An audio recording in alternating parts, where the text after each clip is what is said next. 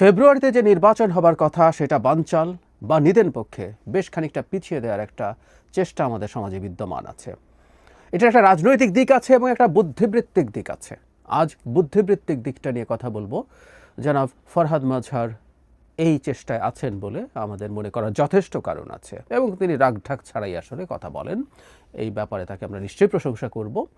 রাজনৈতিক দিকটা নিয়ে আমরা কম বেশি কথা বলেছি। দুটো রাজনৈতিক দল বা তিনটে বলা যেতে পারে, জামায়াতে ইসলামী, এনসিপি এবং ইসলামী আন্দোলন, অ্যাপারেন্টলি তারা নির্বাচন চায় বলছেন, কিন্তু তারা এমন সব দাবি এনে এমন কিছু যদি কিন্তু যুক্ত করে নির্বাচনের কথা বলছেন, তাতে ব্যাখ্যা হিসাবে, বিশ্লেষণ হিসাবে আমাদের মনে হতে পারে তারা নির্বাচনকে বাধাগ্রস্ত করতে চান, তারা নির্বাচনকে পিছিয়ে দিতে চান।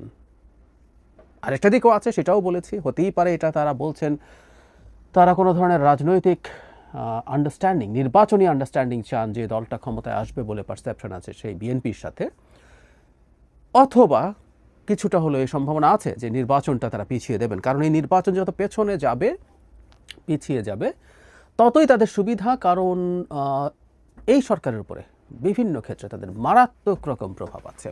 সুতরাং ডিফ্যাক্টো পাওয়ারে থাকা থেকে যখন নির্বাচন হবে সেখানে এককভাবে বিএনপির প্রভাব তৈরি হবে, সেটা তাদের ভালো লাগার কথা না। এটাও একটা যুক্তি হতে পারে। যাই হোক, আজকের আলোচনা সেটা না। আজকে বুদ্ধিবৃত্তিক দিক থেকে জনাব ফরহাদ মাজহার কী করছেন সেই প্রসঙ্গে কথাবার্তা বলতে চাই। তিনি আবার মাঠে নির্বাচনের বিরুদ্ধে কথা বলতে শুরু করেছেন। আমরা অনেকবারই দেখেছি, এর আগে তাকে নিয়ে আমি কথা বলেছি, তিনি নির্বাচন হলেই লুটেরা মাফিয়াদের হাতে ক্ষমতায় চলে যাবে, সেই লুটেরা মাফিয়াদের হাতে ক্ষমতা দিয়ে দেওয়ার জন্যই এই নির্বাচন হচ্ছে, এসব কথাবার্তা বলছেন।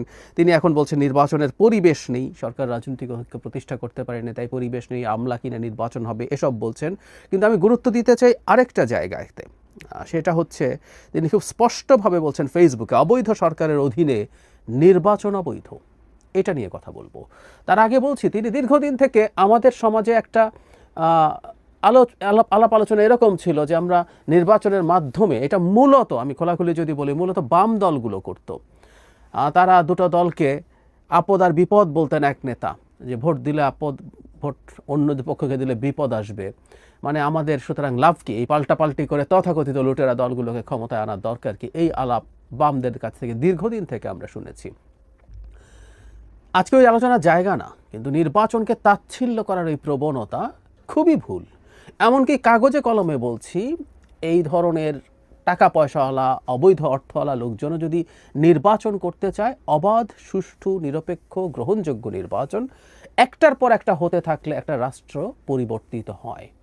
এটা খুবই স্ট্রং একটা আর্গুমেন্ট, এবং এটা শুধুমাত্র তাত্ত্বিকভাবে, এটা প্রচুর এম্পেরিক্যাল এভিডেন্স আছে, পৃথিবীর বিভিন্ন দেশে এই ঘটনা ঘটেছে। সুতরাং যারা বলেন এই কথাগুলোর মধ্যে এক ধরনের মতলববাজি আছে, এটা আমাদের বুঝতে হবে, সত্যিকার অর্থেই বুঝতে হবে। আর নির্বাচনে ওই ব্যাপারগুলো আমি সমর্থন করছি তা না, কিন্তু ওগুলো সরানোর পথ কি, জনাব ফরহাদ মাজহার যা বলছেন সেটা নিয়ে কথা বলতে চাই। তিনি এই সরকারকে কেন অবৈধ বলছেন, তিনি আজ না, তিনি ইনফ্যাক্ট আগেই এই কথাগুলো বলছিলেন। তিনি প্রথম থেকে চেয়েছিলেন এটাকে একটা বিপ্লব বলার জন্য এবং একটা বিপ্লবী সরকার তৈরি করার জন্য, যে বিপ্লবী সরকারটা এই মানে সংবিধান বাতিল টাতিল করে দেবে, দিয়ে তারা কতগুলো অর্ডার দিয়ে দেশ চালাবে, বা সংবিধানের কিছু অংশ তারা রাখতেও পারে। তিনি যা বলতেন আমার মনে আছে। তারপর একটা গণপরিষদ হবে, নতুন একটা সংবিধান লেখা হবে, তারপর তার অধীনে একটা নির্বাচন হবে, এবং তার ভাষ্যমতে সম্ভবত তাতেই বাংলাদেশে লুটেরা মাফিয়ারা আর নির্বাচন করতে পারবে না, সব কিছু খুব সুন্দর মতো চলতে পারবে। ইনফ্যাক্ট এই ফেসবুক স্টেটাসেও তিনি আসলে বলেছেন যে নির্বাচনের মাধ্যমে এস আলম সহ লুটেরা ও মাফিয়া শ্রেণীর হাতে পুনরায় ক্ষমতা হস্তান্তরের প্রক্রিয়া নিশ্চিত করা হচ্ছে, এই ধরনের আলাপ করছেন তিনি। জনগণ গণ অভ্যুত্থান করেছেন, সেটাই তাদেরকে গাঠনিক ক্ষমতা দেয়, এবং তারা নতুন গঠনতন্ত্র, উনি কনস্টিটিউশনকে গঠনতন্ত্র বলেন, আপনারা জানেন, এসব করবেন। কিন্তু খুবই অবিশ্বাস্যভাবে তিনি আগেও বলেছেন, আবারও বলছেন। তিনি এভাবে বলছেন, আমি জায়গাটা একটু পড়তে চাই। গণ অভ্যুত্থানের বিরুদ্ধে প্রতিবিপ্লবী 5 আগস্টের পরপরই বলছে তৎপরতা শুরু হয়। 8 আগস্টে শেখ হাসিনার ফ্যাসিস্ট সংবিধান এবং তার গড়ে তোলা পুরো ফ্যাসিস্ট ব্যবস্থা টিকিয়ে রাখার জন্য শেখ হাসিনার সংবিধান রক্ষার শপথ নিয়ে সেনা সমর্থিত উপদেষ্টা সরকার গঠন করা হয়। অর্থাৎ 8 তারিখে গণ অভ্যুত্থানের বিরুদ্ধে একটি সাংবিধানিক প্রতিবিপ্লব ঘটানো হয়। মানে উনি গণ অভ্যুত্থান এখন বলেন, উনি আগে গণ অভ্যুত্থানে বলে বিপ্লব বলতেন, কিন্তু বলছেন সাংবিধানিক, আবার এখানে প্রতিবিপ্লব বলছেন। বিপ্লব মানেই, প্রতিবিপ্লব মানেই একটা বিপ্লব হয়েছিল। যাই হোক, ওই আলাপে এখন ঢুকছি না। আমি বিস্তারিত ভিডিও করেছি কেন আমাদের দেশে যেটা হয়েছিল সেটা বিপ্লব না। তারপর তিনি বলছেন, ভূরাজনৈতিক হস্তক্ষেপও স্পষ্ট হয়ে ওঠে। 18 আগস্ট 2024 জেফ্রি স্যাক্স বলেন, আদতে মার্কিন যুক্তরাষ্ট্রের হস্তক্ষেপে বাংলাদেশ শুধুমাত্র সরকার বদল হয়েছে, তাহলে সেনা সমর্থিত উপদেষ্টা সরকারের ভেতরে মার্কিন সমর্থিত আরেকটি সরকার রয়েছে। এখানে তিনি যোগ করছেন, আসিফ নজরুল বলেছিলেন যে প্রত্যেক সরকারের ভেতরেই সরকার থাকে, কিচেন ক্যাবিনেট বলা হয় ইত্যাদি ইত্যাদি। কিচেন ক্যাবিনেট বলা মানে এটা আমেরিকার সমর্থিত সরকার। জানা ফরহাদ মজহার আসিফ নজরুল এটা বলেছেন বলে ইন্টারপ্রিট করছেন, এটা আমার কাছে খুব দুর্ভাগ্যজনক মনে হয়েছে। আসিফ নজরুল জেনারেলি বলেছেন কারণ সরকারের ভেতরে সরকার আছে, এই আলাপটা তখন কোনো পাবলিক ইন্টেলেকচুয়াল করছিলেন। আমি যতদূর মনে করতে পারি জনাব দেবপ্রিয় ভট্টাচার্য যেরকম একটা কথা বলেছিলেন, তার জবাবেই সম্ভবত তিনি সেটা বলেছেন। জেফ্রি স্যাক্সের যে কথাটা যে এখানে আমেরিকার হস্তক্ষেপে রেজিম চেঞ্জ হয়েছে, মানে উনি তো বাংলাদেশে ছিলেন, তিনি তো ওই সময়টা ছিলেন, তার সাথে যথেষ্ট কানেক্টেড আছে। তার এই গণঅভ্যুত্থানে যারা সামনের সারিতে ছিল অনেকেই তার সাথে খুবই কানেক্টেড আছেন। মানে তিনি কি জানতেন না বাংলাদেশে আমেরিকান হস্তক্ষেপে? জেফ্রি স্যাক্সকে আমরা শ্রদ্ধা করি, কিন্তু বাংলাদেশ সম্পর্কে না জেনে তিনি একেবারেই ভুল কথাবার্তা বলেছেন বলবো। তিনি অনেক ক্ষেত্রে আমেরিকার এস্টাবলিশমেন্টের বিরোধিতা করতে গিয়ে উনি অনেক ক্ষেত্রে খুব নিউট্রাল ন্যারেটিভ বা নিউট্রাল এক্সপ্লানেশন দিতে পারেন না। আমি এর সাথে যোগ করব একই সময়, প্রায় কাছাকাছি সময়, তাহলে বুঝবো আমেরিকা এখানে রেজিম চেঞ্জ করেছে এটা আসলে কার বয়ান। ব্রহ্মচেলানিকে আমরা অনেকে চিনি, আমি অনেকবার বলেছি, ব্রহ্মচেলানিও ঠিক একই রকম একটা কলাম লিখেছেন। ভারতের এই ভদ্রলোক গ্লোবাল বা ইন্টারন্যাশনাল কিছুটা ট্র্যাকশন আছে, গুরুত্বপূর্ণ জায়গায় লেখেন, জিওপলিটিক্যাল অ্যানালিস্ট হিসাবে তিনি মোটামুটি তাকে মানুষজন পড়ে বা শুনে। সো ব্রহ্মচেলানি মারাত্মকভাবে ভারতীয় এবং টু বি স্পেসিফিক বিজেপির প্রোপাগান্ডা ছড়ান। তাহলে বাংলাদেশে আমেরিকার হস্তক্ষেপে রেজিম চেঞ্জ হয়েছে, এটা মূলত ভারত, আরও স্পেসিফিকলি যদি বলি বিজেপির ন্যারেটিভ। এটা স্যাক্স তার হয়ে কাজটা করেছেন তা বলি না, এটা ঘটনাচক্র এটা হয়েছে। তো বাংলাদেশে যারা যারা বলেন এটা আমেরিকার হস্তক্ষেপে একটা রেজিম চেঞ্জ, তারা মূলত ভারতীয় ন্যারেটিভকে সাবস্ক্রাইব করছেন। সেটা ফরহাদ মজহার করলেও তিনি করছেন, এটা খুব স্পষ্টভাবেই আমি বলতে চাই। তার মানে তিনি এখন যেটা বলতে চাইছেন যে সরকারটা অবৈধ, তিনি শেষ অংশে এরকম বলছেন, যদি গণঅভ্যুত্থানে সরকারের আইনি বৈধতার ভিত্তি না হয়, অন্যদিকে যদি শেখ হাসিনার সংবিধানে যার নাই তেমন অবৈধ সরকার গঠন করা হয়, তাহলে সে সরকারের কোনো ঘোষণারই আইনি বা সাংবিধানিক বৈধতা নেই। আমরা এই সরকার বৈধ কি অবৈধ এই ডিবেটটা আগেও এসছে, কথা বলেছি, আবারও বলতে চাই, যেহেতু খুবই সিগনিফিক্যান্ট একজন মানুষ জনাব ফরহাদ মজহার কথা বলছেন, তাই আমাদের কথাগুলো বলতে হবে। এই সরকার সাংবিধানিকভাবে তৈরি হয়নি, এবং উনি বারবার বলছেন সংবিধানকে প্রচুর বলেন, আমরা বিরোধিতা করে সংবিধান না মেনেই গণ অভ্যুত্থান গঠিত হয়েছে। তাহলে সংবিধান না মেনে যতবারই গণ অভ্যুত্থান সংগঠিত হবে ততবারই আমরা সংবিধান পাল্টে ফেলবো। কথাটা কি এইরকম?